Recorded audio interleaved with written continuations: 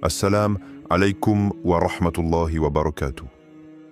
Dans un monde troublé, entre mensonges et illusions, une vérité prophétique se dresse, oubliée par beaucoup, mais préservée dans les livres sacrés. Celui que les savants appellent Al-Mahdi n'est pas un mythe ni une légende, mais une réalité prophétique. Et aujourd'hui, nous allons lever le voile sur un mystère déroutant. À quoi ressemblera-t-il vraiment ? Mais avant de découvrir ce que le prophète nous a révélé sur son apparence, prenons un instant pour invoquer Allah. Ô Allah, montre-nous la vérité comme étant la vérité et accorde-nous de la suivre. Montre-nous le faux comme étant faux et accorde-nous de l'éviter. Amin. Abonne-toi dès maintenant à notre chaîne La Foi Islamique pour ne rien manquer des signes de la fin des temps, des révélations sur le Mahdi et des enseignements authentiques de l'islam. Active la cloche pour faire partie des éveillés et non des endormis, car ce que tu vas entendre aujourd'hui risque de te choquer. Partie 1. Descriptif prophétique, les paroles du prophète. Imagine un moment béni, un instant suspendu dans le temps où le prophète Muhammad, le plus véridique des hommes, parle à ses compagnons. Son regard est sérieux, sa voix paisible, mais chaque mot résonne comme un tonnerre d'éternité. Il ne parle pas d'un roi ni d'un conquérant ordinaire, mais d'un homme qui viendra à la fin des temps pour restaurer la justice, balayer l'oppression et guider l'humanité. Et ce qu'il dit en ce moment précis, ce n'est pas une stratégie militaire, ni une révélation politique.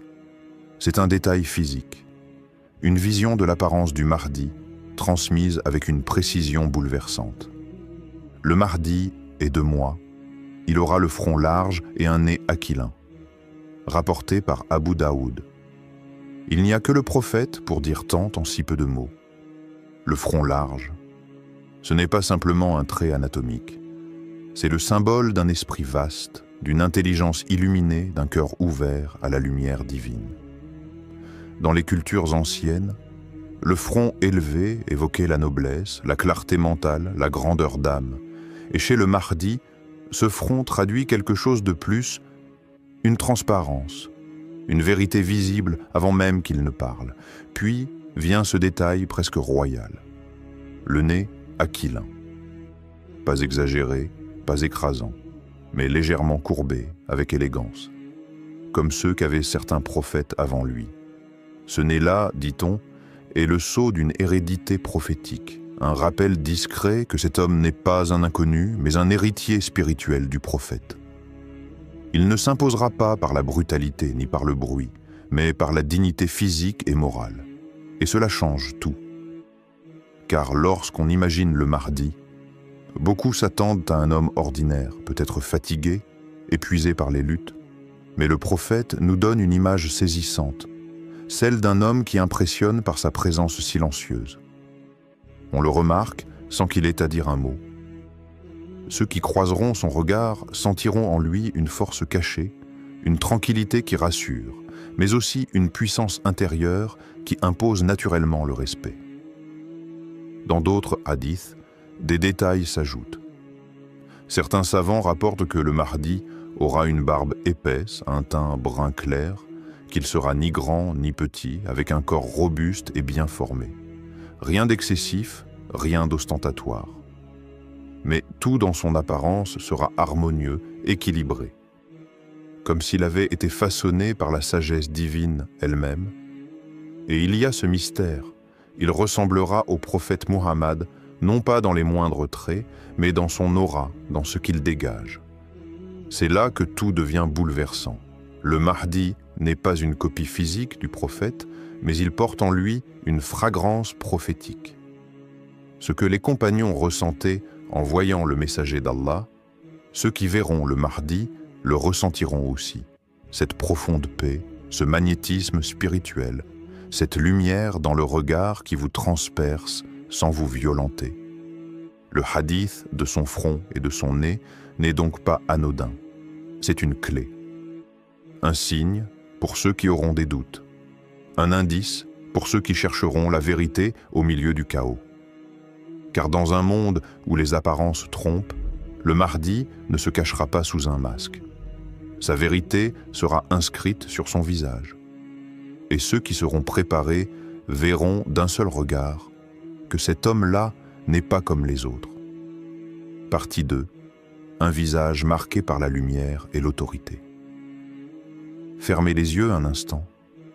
Imaginez une foule agitée, une époque troublée, des regards inquiets tournés dans toutes les directions.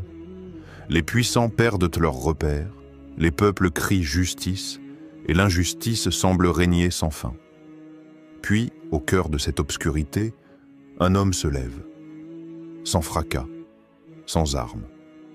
Mais son visage suffit à ramener le silence.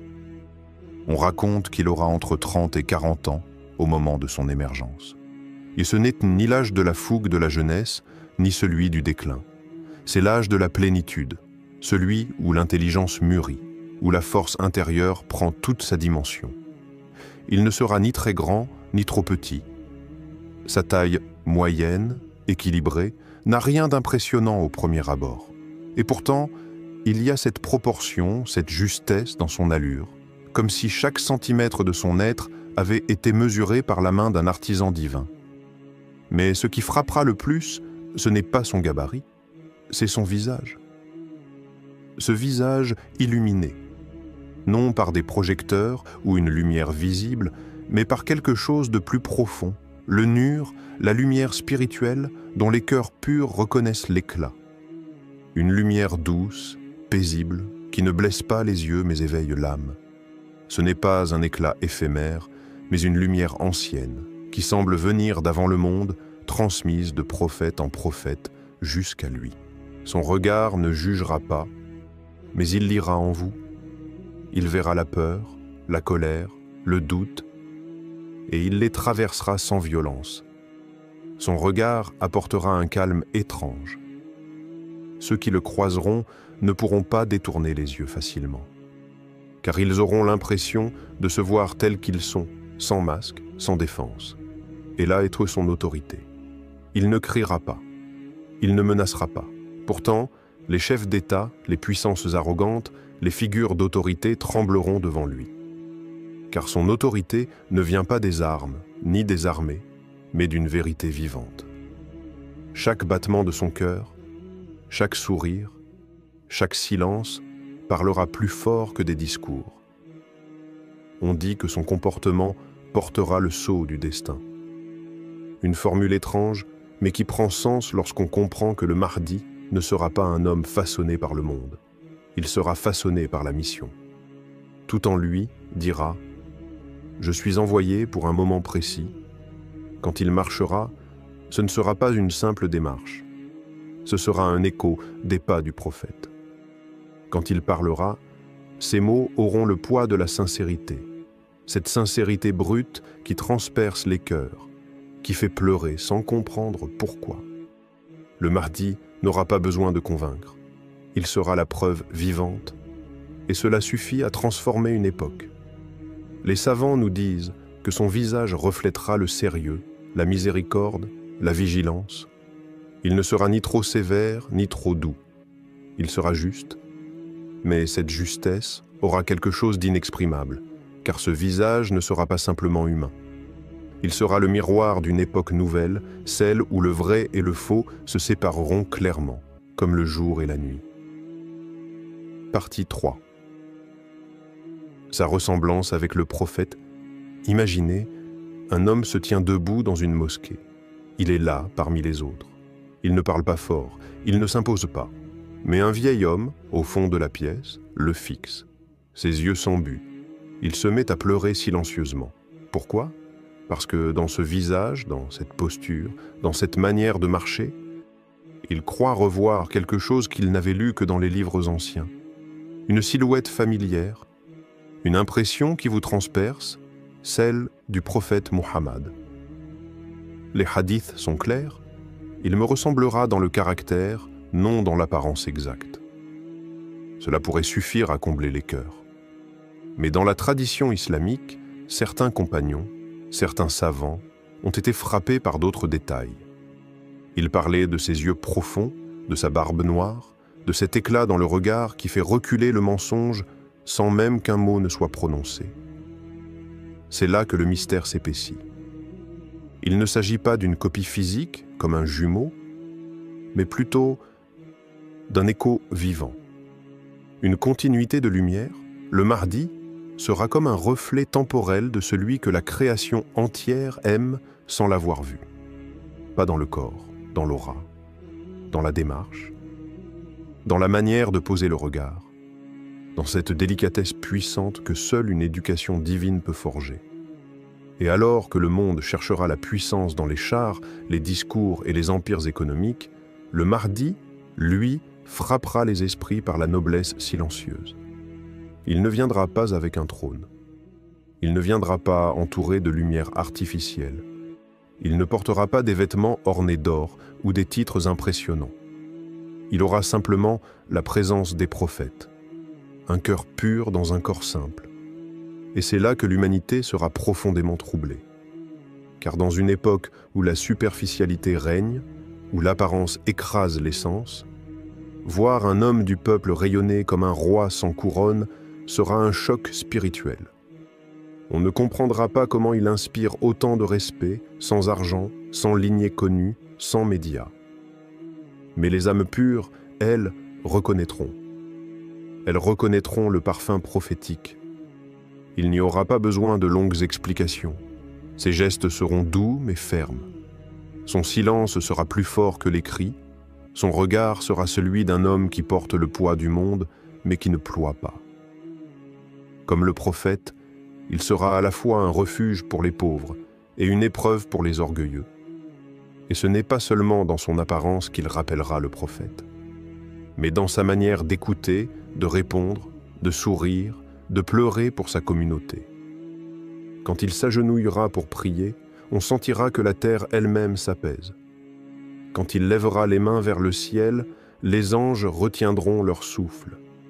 Car ce n'est pas un homme qui parle, c'est l'ombre d'une promesse divine. Le Mahdi ne dira pas « Je suis comme le prophète ». Il ne cherchera aucune comparaison, il ne cherchera rien pour lui. Mais l'univers, lui, témoignera. Les signes tomberont les uns après les autres, et les cœurs sincères diront « Cet homme nous rappelle le plus grand des hommes, non pas par ressemblance physique parfaite, mais parce qu'il incarne ce que le monde a oublié, la beauté prophétique, la noblesse sans prétention et une lumière qui ne s'achète pas. » Partie 4. Des signes visibles pour ceux qui cherchent la vérité. Le Mahdi ne sera pas un homme qui criera sa mission sur tous les toits. Il n'aura pas besoin de proclamer « Je suis le guide ». Le monde, dans sa confusion, attend des super-héros, des idoles spectaculaires, des leaders médiatiques. Mais le Mahdi ne sera pas de ceux qui s'imposent par les projecteurs. Il s'imposera par la vérité silencieuse qu'il porte. Ce sont les croyants au cœur éveillé qui le reconnaîtront, pas par logique, pas par raisonnement complexe, mais par un frisson, un apaisement, une évidence spirituelle qui dépasse les mots, comme si l'âme murmurait doucement « c'est lui ». Des traditions rapportent qu'une voix céleste, entendue par tous les peuples dans leur propre langue, annoncera sa venue. Cette voix viendra du ciel, au-dessus de la Kaaba, et dira « Voici le Mahdi, le calife d'Allah ». À ce moment, les cœurs sincères sauront, et ceux qui ont refusé d'entendre comprendront qu'ils ne pourront plus ignorer. Mais au-delà de cette voix, il y a des signes physiques, des indices visibles pour ceux qui ont appris à lire avec les yeux du cœur. On rapporte qu'il portera une tache de naissance, semblable à un sceau. Certains disent qu'elle se trouve entre ses épaules, d'autres sur son dos, dans une zone où le prophète Muhammad portait lui-même le sceau de la prophétie. Cette marque n'est pas un symbole magique, mais un rappel, un écho du lien entre les temps. Le Mahdi n'est pas un nouveau prophète. Il est l'héritier, le continuateur d'une mission divine qui ne s'est jamais interrompue. Il ne portera pas les habits des rois, pas de soie, ni de dorure. Il s'habillera avec modestie, avec des vêtements simples, parfois même usés par le temps. Mais sa manière de les porter fera toute la différence. car la lumière intérieure transcendra les apparences. Un manteau de laine sur ses épaules pourra impressionner plus que les costumes des puissants. Son apparence deviendra un appel visuel, un message silencieux, comme si chaque détail de son corps, de sa posture, de sa démarche était une révélation pour les yeux qui cherchent. Il n'y aura pas besoin de miracles spectaculaires. Le vrai miracle sera sa simple présence dans un monde vidé de sens. Et puis, il y aura le regard. Le Mahdi ne fuira pas les regards, mais lorsqu'il croisera les yeux de quelqu'un, ce ne sera jamais un échange banal. Il lira au fond de l'âme. Il verra ce que la personne cache même à elle-même. Ce regard ne jugera pas. Il révélera. Il éclairera ce qui est enfoui. Et cela suffira à faire trembler ceux qui n'ont jamais osé affronter leur vérité intérieure. Même ceux qui doutent, même les sceptiques, ceux qui ne veulent pas croire, ceux qui se sont enfermés dans l'orgueil intellectuel. Lorsqu'ils le verront, quelque chose en eux tremblera. Un souvenir enfoui, une nostalgie divine, une reconnaissance ancienne. Car le Mahdi ne viendra pas pour convaincre. Il viendra pour rappeler. Rappeler une vérité que chaque âme connaît depuis avant sa naissance.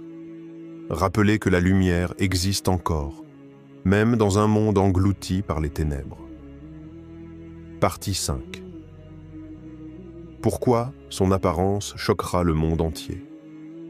Le monde s'est habitué aux faux sauveurs, des hommes de scène, des figures en costume, des sourires calibrés, des discours écrits par des stratèges, des héros fabriqués en studio, vendus comme des produits, glorifiés par les médias et suivis par des millions de clics.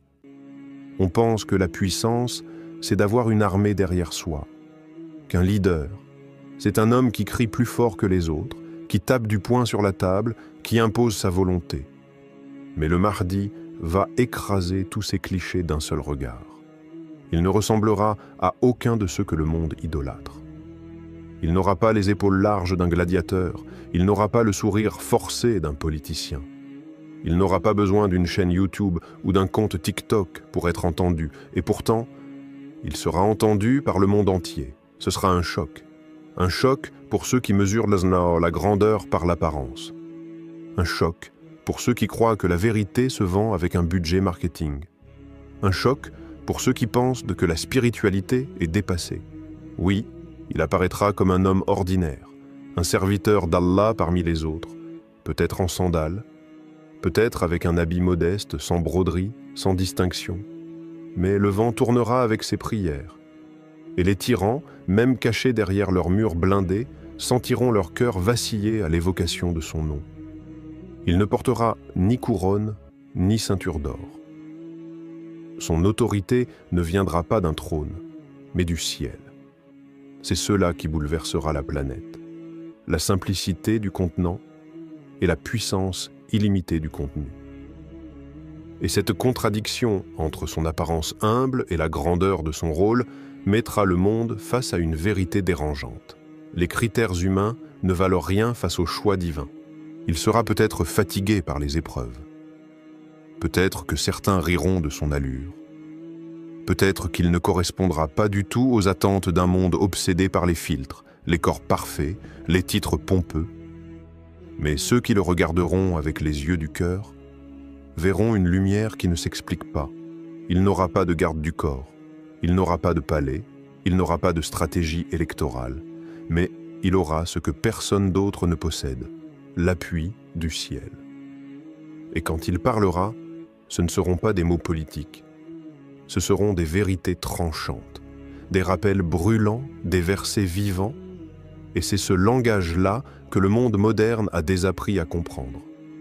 Les puissants trembleront, non pas parce qu'il hurlera, mais parce qu'il dira la vérité, et qu'ils n'auront aucun argument pour la contredire.